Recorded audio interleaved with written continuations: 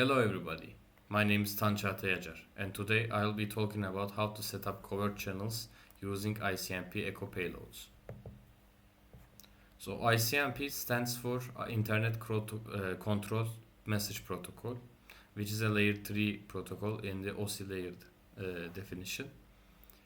It's widely used for various purposes, from MTU detection to TCP throttling to checking connections, and we are specifically targeting the echo messages which are used for checking connections. There are two types of echo messages. One is request, the other one is reply. A request has to be sent in order for a reply to be sent, and when a machine that sent the request receives a reply, it checks the connection, and that's how it knows it has established a connection. These messages have the same structure. The request and reply have both the same structure. It has an ID and the sequence number field. The ID field is set arbitrarily. There is no default or definition for that. And sequence number are usually appointed incrementally for the same ID'd packages. And the payload, there's also a payload field that is arbitrarily defined. You can put in any content and make it for any length, which is not restricted by the maximum transfer unit. So you can fragment it and have a very huge payload. So ICMP has a high covert channel possibility. What we can do to use it if the network is not monitored is that we can directly utilize the payload as the covert message carrier, and we can encrypt it or not encrypt it, but the maximum payload size is 1472 for a maximum transfer unit of 1500 bytes. And with that, if we send as many as we can, which I have tested, we saw that we can achieve a throughput of 2.8 megabits per second, which is very high for a covert channel. But this is, of course, can be easily detected and mitigated, as it's not a usual ICMP traffic. So what is the usual ICMP traffic, specifically for echo messages? They are always periodic with the same payloads. So there are two common types of payloads. One comes from the Windows ping utility, and the other comes from the IP utils ping utility, which is included in most of the Unix like systems. So Windows ping utility has a fixed payload, meaning that it's always the same, and changing that would be easily detected, so there is no covert channel capability in that. But IP utils ping has a time-val field that has a timestamp, and that can be used for embedding covert bits, because it is arbitrary, as we will see. This is normally used for measuring ping and jitter, but we can modify it. So in order to establish a covert channel using this time-val field is to embed covert bits directly into it.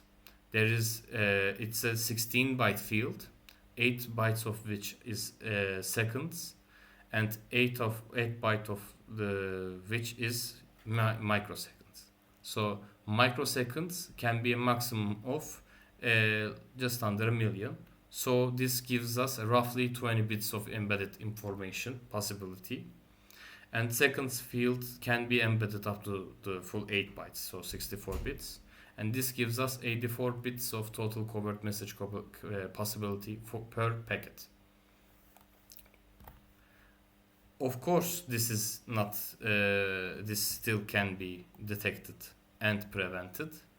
So, how can we do it? So, covert channel detector can do. What can it do is it can synchronize. Let's say it's a L3 network switch, which has a synchronous time using, let's say, NTP protocol. So time wells are also synchronized usually. So what we can do is we can check the time well timestamp, and we can look at the difference of the of our synchronous time. And even if we set a huge deviance value allowance, that eliminates the time zones problem, so we are not caring about the time zones, and we reduce the covert bits in seconds field from 64 bits to 12 bits. And what we can do furthermore is we can check the consecutive messages for arrival times. So arrival times has to match with timestamp differences, and if they don't match, we can flag them. And we can limit the maximum frequency of messages, as it is not typical for these messages to be sent over 1 hertz even, but we can limit them to, let's say, 3 hertz, and it would be fine. And this would limit the achievable covert channel capability by a lot. And when we run tests, we see that we have low true positives relative to false negatives. This is because we have tested the detector such that with only configuration parameters that can penetrate the detector and not be seen. That's why this has such a low value. And we have a high true negative because this detector is allowing normal traffic for IP utils and Windows ping utility. But the reason that we still have false positives is that we limit the maximum period to 3 hertz. And for mitigation, how can we eliminate the covert channel, is that we don't allow, first of all, fragmented packets. This is actually a common practice, but this I use it because it makes our implementation very easy. I don't have to handle the fragmented packets as well. And we treat all source IPs independently, and this is because that we don't mix the ICMP packets because we are checking the consecutive packets as well. And what we do is we drop the messages that are flagged by the detector in order to mitigate the channel. And once we test with different